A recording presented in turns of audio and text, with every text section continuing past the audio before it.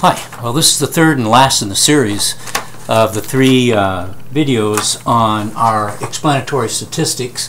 The first one was crosstabs, the second one was ANOVA, and this one, the third one, is correlation. Whereas crosstabs, the y variable and the x variable, the y and the x are categorical, and in ANOVA the y is continuous and the x is categorical. In correlation, the y and the x are both continuous. So here we're not exactly in hypothesis testing like we were before. We've moved into a different realm as we moved into chapter 15. This is also the chapter for the regression that we'll talk about next week and in that first day or so of the last week of the semester.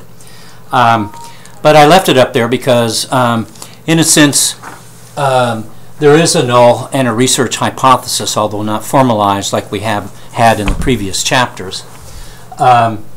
So here we've got both y and x are continuous. The null hypothesis, we would say, is like we did previously for the crosstabs and for ANOVA, that the y and x are independent of one another. In other words, what's happening in y is not responsive to what we have hypothesized as x. In other words, the classic one we talk about income responding to education, the null hypothesis would say that that's independent. Any change that we see in y responding to x is not that it's responding, it's just trivial differences that are by chance.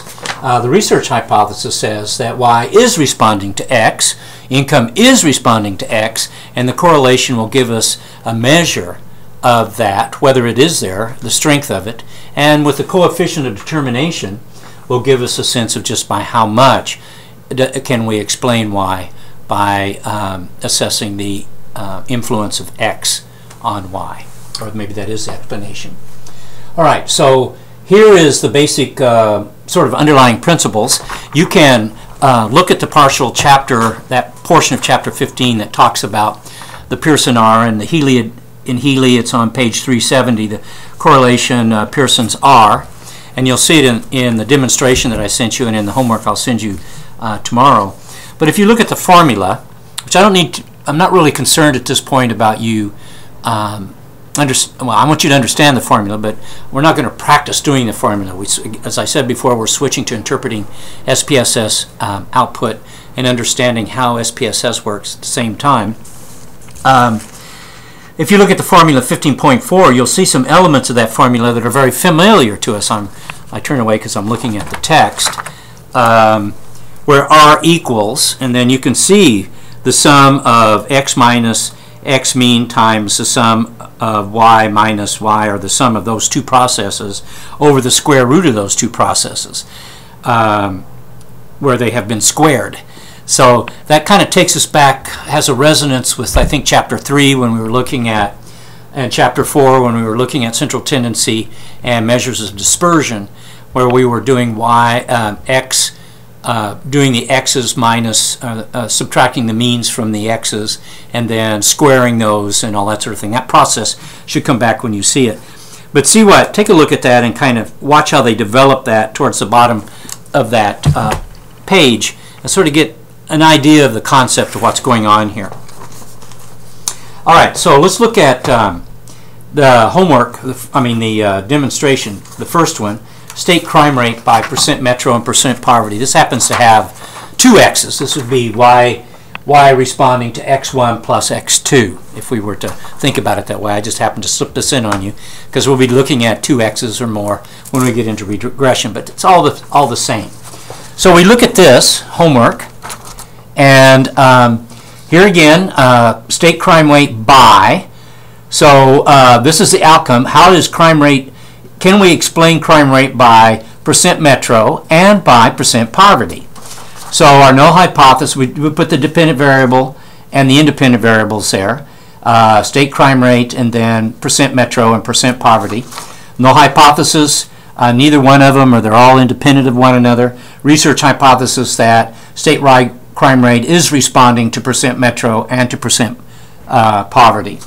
And then what is the direction of, let's take this one. What does the correlation, this asterisk, correlation is significant at the 001 level, one-tailed mean. Well, when we look at this, remember, I didn't put it on the homework here, but your alpha, or demonstration, the alpha is always 0.5. So alpha is a probability statement, p 0.05. So if we were looking for significance, let's say, we would look for a p-value that's at least 5 or smaller. p 0.05, p 0.04, 03, 02, 01, 001, 006, 0000, and all 000 and all that. So when we look at the one-tail, then that's what that means. Instead of doing a two-tail, we know as researchers and practitioners that percent metro is very likely to be having an effect on state crime rate. We're not like being wishy-washy in a two-tailed test. And we expect percent poverty is also having an effect on crime rate. So we're doing a one-tailed test, thinking that as percent metro goes up, crime rate goes up. As percent poverty goes up, crime rate goes up. So we're doing one tail. Remember that from the previous chapters when we were looking at that in back in I guess it might have been, I can't remember the chapter, but the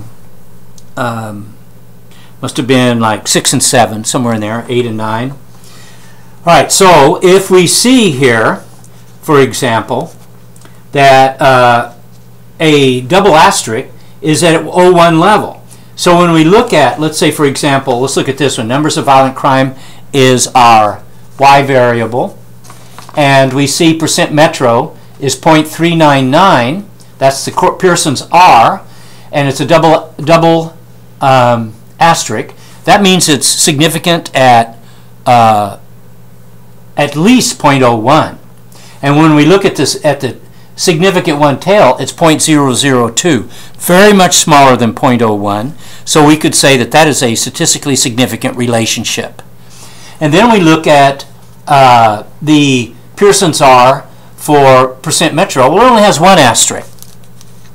And but since we have an alpha 0.05, we look at the p-value, the significance, one tail, is 0.011. That's very much less than 0.05. So we would say that the relationship between percent poverty and crime is statistically significant.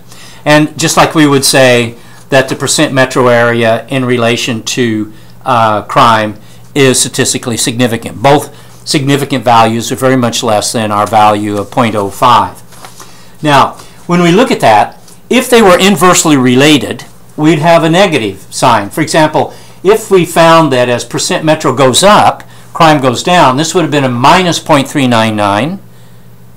And, but because we don't see a minus sign in front of either of these Pearson R's, we can say they're positively related in terms of what is the direction of the relationship. So there we could say as percent metro goes up, our X, crime goes up, our Y. We can also say that as percent poverty goes up, our X, or maybe our X2 in this case, the number of violent crimes goes up, our Y. So then we got statements of significance. We see that the relationship's there and it's significant. Now, when we do the coefficient of determination, we square the R's. What we would do, and I didn't do this, but if we were to square 0.399, let me do this real quick, take a moment, turn this on, I guess, and take, what has it got? We've got 0.399, and we square it, and that equals 15 or 16.159. So this would equal then, if we squared 0.399, I come up with a 0.159. So we'll round it to 0.16. Multiply that times 100 for our coefficient of determination. That's an M, determination. This is not spelled correctly. Determination. Then we would find that 16% of the variation in crime is explained by the percent in metro area. So you take your Pearson R and you square it to get the coefficient of determination and multiply it times 100. That's determination, not spelled the way I have here. And for percent poverty, you take 0.321 and square that, and then multiply that times 100, and that would give you the percent of the variation in crime explained by percent below poverty. All right, so that is how you would do this. And then once you have said what the dependent, independent, the null hypothesis, the research, speak to the level of significance, the 0.5, both of these are below the 0.5 expectation, so they're statistically significant. What's the direction? In this case, they're both a positive relationship because there's no negative in front of those two Pearson R's. And then you square the two, square one, and multiply that times 100, square the other, multiply that times 100, and you get how much of that variation in crime is explained by either one or the other of those X variables. All right. Well, I hope this is a help in the way of preparing you for doing the homework assignment. Don't do any homework until the end of the day tomorrow. I'll send you the homework that I want you to do. That'll be due next week. All right. Thank you very much. Y'all take care out there.